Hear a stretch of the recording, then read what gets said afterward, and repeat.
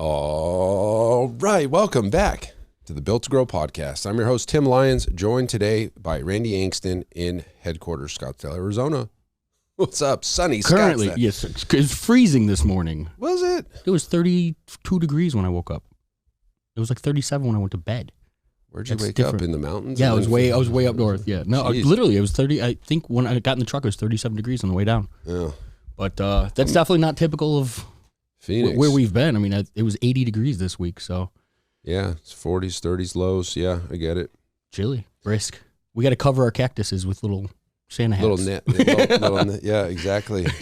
Those of you who don't live in the desert have no idea what we're talking about. Yeah, and they don't care either. No. They're like, tell me about how I can make more money in my gym business, and that's what we're here to do Let's today. do that. Oh, I'm going to take you guys I'm going to take you back in a little journey here. But before we do, you want a shot? Yeah. Dude, check these out. Magic Mind. I've been taking this stuff for over 2 years. I got you one. Here you go. Ooh. Dude, clarity, clean energy, keeps my juices, Keeps the juices flowing. keeps them flowing, but helps with memory. Nobody knows what it means. You ever, it's got like lion's mane in, Ashwagandha. But dude, yeah, I've been taking this and when I don't take it, I could tell. It's weird. Like I get foggy. I like it. Let's give it a go. But I got hit up by these guys on an ad years ago, and I'm like, you know what? Let me try it. And I love it, man. I can't live without it. Oh, it tastes all right too. Yeah, there you go. Here's your trash. But guys, if you want that stuff, I'm gonna throw a link in the show notes. I'm gonna hook you guys up with that product. It's gonna be good. Anyways, stuff's awesome. I love it. I've been taking it for several years now, or 18 months. Call it 18 months, and I can feel more focus, more energy. Get more done. It's the name of the game. That's always trying to get that edge, man. Yeah, that flow state. So speaking of flow state, we got to talk to Steven Kotler. Steven Kotler, the flow, man. What a great. We'll talk about that after the Iron Circle experience stuff, Yep. but totally. Back to the topic at hand, where we're trying to help you guys make more money. I'm going to take you back in time here and tell you about, when we were first starting ProFit in 2015, 8 years now. What are we, 9 years into this game? Yeah. This is the longest job you've ever had, I bet. 2015, we were a marketing agency. What we did, just so you guys know, is we had automation built on the back end. We would sell front end offers for gyms, like on their behalf. We would create the funnels, the offers, skins. We would brand everything. We would run all of the traffic through our funnels, and then we would close deals within those funnels, like they would convert. Yep. The people would pay for a trial, be it 30 days, 21 days, 2 weeks, whatever it was. And they would pay anywhere from like $97 to $297, put the credit card in online, and then we would hand those clients off to the gym. Mm-hmm. And we were doing this for several years, and we would work with several gyms for years on end. Yep. And we would we would convert, and the way we made our money is what we split the front end revenue 50-50. What did the gym owner have to lose? Yeah. It was an irresistible offer. Mm-hmm. We weren't giving them leads, although we were giving them the people that didn't convert as well as the people that did convert. But we were sending, 40, 80, 100, 220 clients, paid trials into a single gym in a given month. Mm-hmm. And, the years would go by and the campaigns would change. And, every single year we would kind of check in with these gyms and be like, hey, man, how we doing? Where's the revenue at? And without fail, 100% of these guys would be basically in the same ballpark as when we started with them years prior. Yeah. So they were making $28,000 2 years ago. We would send 500 paid people through their gyms, and they would be right around $28,000, $30,000 2 years later. And we had an epiphany. Like I was sitting there scratching my head. Not only did I not really enjoy running the ads anymore, I was kind of getting over it. I was like, whatever, this is kind of, mundane or whatever. Like this isn't really helping these gym owners. Mm-hmm. Like if we're really here to help gym owners win, giving them 150, 200 leads every 2 months, like new paid trials. on paper would make you think like that's really helping these guys. We're getting them clients, paid clients, people that have committed. They show up. And now these folks did show up. Yep. It wasn't like, hey, somebody set an appointment and they don't know, they know showed 70% of the time. They had already paid. Like I can't make that clear enough to anybody listening. So you're telling me, Tim, you would send me somebody that's already paid for the trial. I don't have to call them or anything. Well, you have to call them to get them, tell them when to be there. But Sure. yeah, you don't have to sell anything. We've already sold it for you. Yep. We've sold your gym. We've sold your program. We sold your unique mechanism to them on your behalf. We've collected the money. We're sending you a check for 50% of it. Our fee is the other 50%, $100 or whatever. And 2 years, 3 years, 4 years later, they're in the same position. Yeah. So meanwhile, and one other thing too is while that was happening, we also were growing the revenue here at Legacy. I mean, you went from full-time running the gym to now, sitting in the profit seat and, and at the time it was Brent, the fitness director, but like we put, we had to build the systems and the structure at Legacy to allow it to continue to grow at Pulse at the time, right? Yep. Continue to grow, but also, we stripped all of that off of your plate. Yeah. And simultaneously, when all this was going on. And so, from a gym owner standpoint, all of that was extremely desirable. But we weren't seeing that happen with our clients. They didn't have that opportunity, right? The revenue wasn't growing. It wasn't changing their situation. And I think that's when we had that kind of heart to heart. And we were like, all right, well, what do these guys really need? Yep. What do they need? They need systems. Yeah. So we kind of switched gears and went away from like just selling trials to your gyms for you, and we started building up the hard stuff, your retention systems, your staffing plan, your model, your programming, your pricing structure, all of the delivery systems, the customer experience, all of the hard stuff that every gym owner doesn't want to look at because it's not new leads and new clients. It's all the hard stuff. Yeah, it's the work. Because at the end of the day, the goal is we got to keep these clients at your gym. Yeah. And they're not going to stay if their client experience sucks or it's different every single time, or the programming's horrible, or whatever it is. You don't give them enough attention. You don't hold them accountable. You let them come and go as they please. There's no agreements. All the things that would make somebody just walk out the door. Yeah. We fix all that stuff. And that's the honest truth is most gyms don't have a lead generation problem or even a sales problem. It's a retention problem. Yes. It's a delivery systems problem. It's a client experience problem. It's all of those things is the reason why somebody leaves your gym. In some gyms, especially the ones that run short-term challenges, 6 weeks, whatever, they have the worst retention. Yeah. And that comes from how you're bringing people in to, people are gone in 6 weeks. Mm-hmm. It was funny. We were working with a client about 2 years ago now. Great guy. Tried really hard, ran a large group training gym with gym launch with a 6-week challenge. And while he was running 6-week challenges, he was also signing up regular members at the same time. And it didn't matter what they signed up for, whether it was a general membership for them, for the regular membership or the challenge, both were gone in 6 weeks. He goes, my retention's 6 weeks here.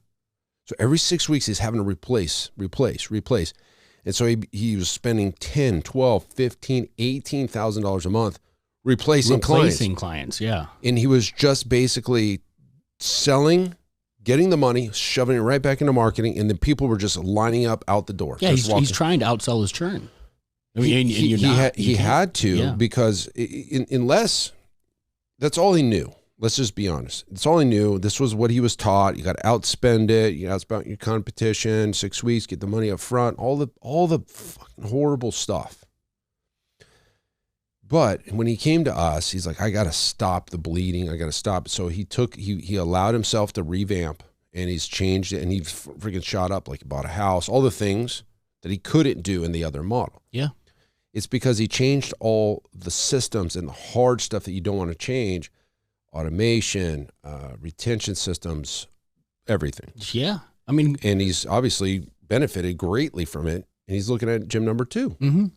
Yeah. And that's the thing. I mean, it seems so basic, but like, if you've listened to our podcast for probably 2 episodes, you'll understand our core foundational belief is building that EFT, right? You're building a foundation. What you sell this month, you're going to be paid for the course of that membership, hopefully beyond 11, 12, even further months. Comparing, one of the things that really shocks me when it comes to a lot of this is, we're so clear on the numbers for the gym, right? Like we know how long our average client stays here. That right there gives us the threshold and the understanding of what we are comfortable spending to acquire a client. We'll stretch that and hope to, elongate the length that clients stay with us. But comparing it to what others are doing and what their retention lengths are, sometimes it's astronomical. 3 months, 4 months, 5 months to have somebody in your business come and go and have to replace, like that is a very difficult business to run, right? It almost, like we've talked about before, like if you're a challenge-based gym and you're a front-end heavy gym, pay in full type mentality, you're doing that because you don't believe that they're going to be there for the long haul. And you're creating a business that is a marketing and sales machine. It's not a fitness business, right? The fitness goes to the back burner because you constantly have to be marketing something new or changing something to get fresh eyes, into the gym. And then your sales process, you're just constantly in that seat, and it's almost like you never get to enjoy the benefit of working with a client and the results, right? Because you're just focused on I got to get that next person in the gym. That's where all your focus goes, all into the marketing hooks. And then it becomes, and it's that is a difficult arena in all of fitness once you have those strategies and once you can, consistently market, you don't need 50 clients every single month. You need 5 to 10 good ones that are going to be there for, the long haul. Put them in the boat, let them go down the river, and you fill up the next boat. Let them go. You just think about that, right? There's a long river. That's the life cycle of the gym or the client. And every month you're at the dock and you're shoving people into the boat. And if you're in a 6-week challenge-based gym, by the time they get six weeks down the road, all the people have fallen off the boat. You got an empty boat. You got an empty boat with no revenue. Yeah. And if you think about each month as a boat, and you're just shoving them down there, and you're trying to collect them every 30 days, you collect revenue from those people in the boat. It's a fun way to look cool. at it. I just threw that out there.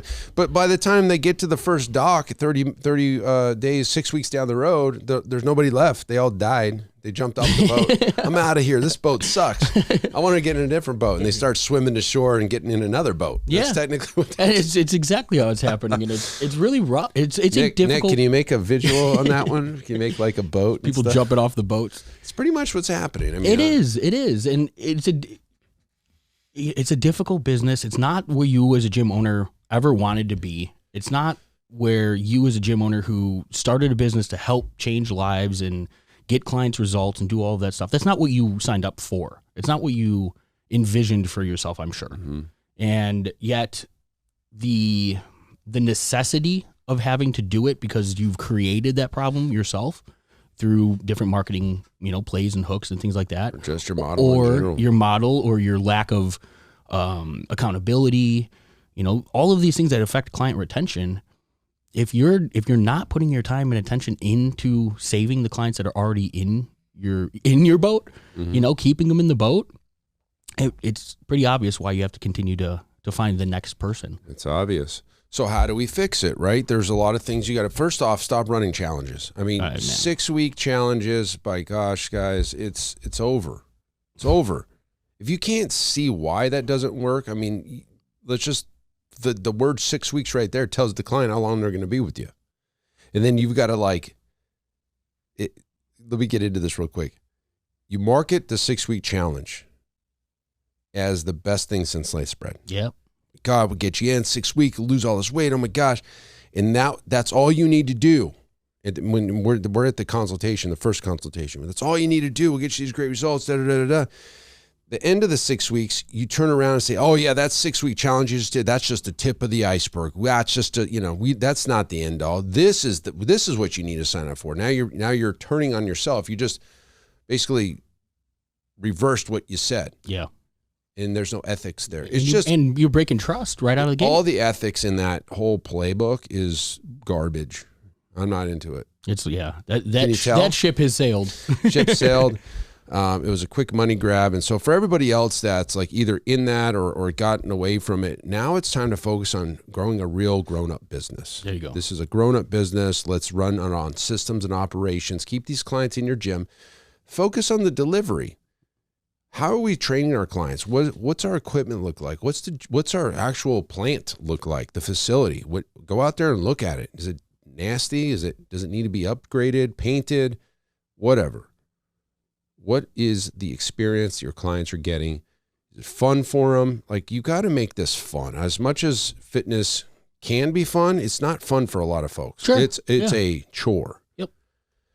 It's not part of their life. And I always tell the clients when I talk to them, by the time you get to a point in your life, in your fitness career, when you don't work out today, your day is off, like something's wrong, then you made it. You've made it, yeah. You've made it. Yeah. Because it's just part of your day at that point. And so it's what we try to do with our clients. We try to make them aware of like these kind of like milestones are going to hit. You're going to be sore during this period. But by the time you get to a point where if you don't work out today, your day is not as good, you've made it. And now you're here forever. Yeah. Yeah. And getting clients there is not necessarily easy, right? And it does take time. It does take energy and effort. You have to have, I think the problem is most gym owners, they're in that seat, and even trainers and coaches, they are those types, right? Like fitness is part of our life, right? We've done that, but we did that years ago, right? Yeah. We expect that that's what everybody else is feeling and when they're coming into a gym. And so we kind of take it for granted, right? We don't meet them where they're at. We expect them to level up to just instantly be who we are. Mm-hmm. And that is not the journey that your average person walking into a gym, they're not at that level, most of them, right? And so you have to meet them where they're at. You have to set some expectations. We talk about the lifestyle client. That is the lifestyle client, right? But to create that shift from somebody who's results oriented or looking for that 20 pounds of weight loss versus, hey, make this a decision every day or a couple days a week, like for the rest of the time that you're Life. Kicking. That's the goal. That's not the problem. That is where you want to be, right? Much like the results focused client. Like if you're going back and you expect the things that got you into the problem to not get you into the problem again. Like right. This is the solution to the problem. Implement this. Keep the solution implemented, right? Yeah.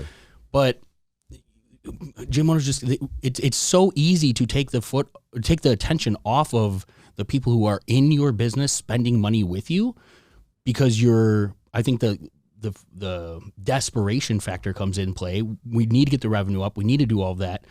Well, yes, but it needs to be dual purpose. You need to have both ends of that coin kind of in attention, in focus. You got to be able to focus on keeping your clients as long as possible while allowing that next person to join the business. Yeah, I would probably argue focusing on your current clients is more important in the long run. Short term, you can bring 20 people in next week and they're gone in 6 weeks. So that didn't solve any problem. Well, think of how hard it is to acquire one client for 1 month versus keeping one client for 1 month longer. Not that hard. At the end of the day, the revenue's the same, right? Yep. The person's already paying the contract, so 1 more month of that is exactly what that next person coming in and paying their first month is going to be. Do you have things in your business that you're focused on that will increase 1 more month from every client that's in your business? If you can just make 1 month that the focus. And a lot of times it's just having a damn conversation with a client. Yeah. Hey man, how you doing? How's it been? And they just need to be heard, need to be felt, say it, they need to be seen. Like, hey, I'm a person here. That's all they care. Zach and I did the podcast a couple weeks back, and we talked about having, we have the client of the month on the Healthy Living Scottsdale podcast. Right. It's just kind of like a cool, hey, it's recognition. Hey, we realize the work that you're putting in here. We wanted to give you some credit for the work that you're doing. Yep. We gave you a shout out on our podcast. And oh my God. What does that do for a client? A hell of a lot more than, not doing anything, that's for sure. Or, but there are so many different things that you can do to keep the clients in your business happy. One of the things that I think we take for granted also is where they started with us. If you have multiple tiers and different services, or if you have even, let's say you're doing semi-private, but you've got frequency, is just assuming that the clients what they signed up with is exactly what they want or what they need at this point. You know, maybe somebody's been in your business for 6 weeks or 6 months, or maybe it's been 3 years. When was the last time you had a conversation with them about the actual service and the program that they're in? Reestablishing. And I mean, maybe they do need to come a couple more times a week or an additional training session a week. Or maybe they can benefit from going from a group training where they're metabolically, fire breathers, like we call them. Mm-hmm. Maybe they need some strength training and they need some loaded bars and some, a different style of training to continue the progression within your business. But if you're not asking that, don't expect your clients to come to you and say, hey, I see them over there doing that. I think that's what I need next. You're the expert. It's your job. They came to you to provide them with the solution to their problem. You bring that conversation to your client. Don't expect them to bring that to your plate. Yeah. And that'll help retain clients. It's not like they're lining up at your door like Discount Tire. Yeah. They just need to be, look, they're looking to you as the expert. Just give them some guidance. Mm-hmm. That's really what it comes down to. Take a honest look at your current systems and you speaking to each one of these clients, and how can you do, this was something you said, the unscalable. Right now, like for the customer service, it was Jesse Cole. Do for one what you could do, wish you could do for many, or something like that. Yeah. Point is do the unscalable. Yeah. Like you can't scale talking to every single client, but try. Yeah. That's his point, is try your best to get through and do it all, because the harder you work at that, you'll find ways to scale it eventually, but every touch point is going to make a difference versus never even trying. Mm-hmm. That's the point he was trying to make. And at the end of the day, guys, I mean, look, we understand lead generation. We understand client acquisition. We understand all of that is the sexy part of the business. Hey, I got, 15 new personal training clients this month. That's a friggin' great month, right? Like, it feels good. But what feels even better is not having to bring in 15. Yeah. Having those, long-term clients for 15 years, 10 years, 7 years with you versus 3 months, 6 months, 9 months. Well, I mean, even being, I've been with you. I've been in part of your gym since 3 months after you opened it, right? Mm-hmm. When I started working out with you. In that time, in that amount of time, like even for me, something that was really profound was that slide this year at the Growth Summit. We had the 9 clients that from the grand opening that are still here, sure, that have equated to over $500,000 in revenue. 9 clients. 9 clients. How many gyms do we in our ecosystem can even say that? I mean, hopefully a few. But that's not the norm, right? And then the attention to retention, the focus on keeping the people that are spending money with you happy. We all experience the other side of that, right? Like we've talked before about like the challenges to me or front end programs. It's a lot like DirecTV or those promotions, for cable services and things like that. They front load everything. They give you it all. And then 2 months, 3 months in, they strip it all. You get basic, programming, and it's twice the cost of what the promo was. Yeah, it's lame. And so you as the consumer who's continuing to spend money with this organization, they just tarnished the feeling that you have being their customer. Yeah. We're doing it. Gyms do that every single day. Front end promos. By front end, just loading everything. And then at the end of this, oh, cool. Hey, well, here's our basic membership. This is what it gets. You don't get any of the custom nutrition, coaching, and all of it. No, you're just going to be here and you can be happy. Like, how about we just put more time and attention into how we can increase the level of service for all of our clients every day instead of just focusing on the person who's walking through the door. There you go. Focus on increasing your client's experience today, the current members that you got. Hopefully, guys, you listen to this and you're like nodding your head, let's go. Yes, it's not the sexy stuff, but it's actually the stuff that's going to carry you to the finish line here. So that's it for this episode. Hopefully that helped you guys. Until next show, keep changing lives. We'll see you on the next one. Bye. All right. Thanks for listening to another episode of the Built to Grow podcast. If you want more help growing your business, join our free Facebook group, Profit Accelerator, helping training gyms grow to $30,000 a month and beyond. We'd love to see you there. Go check out the show notes for the link and keep building something great. And we'll see you in the next episode.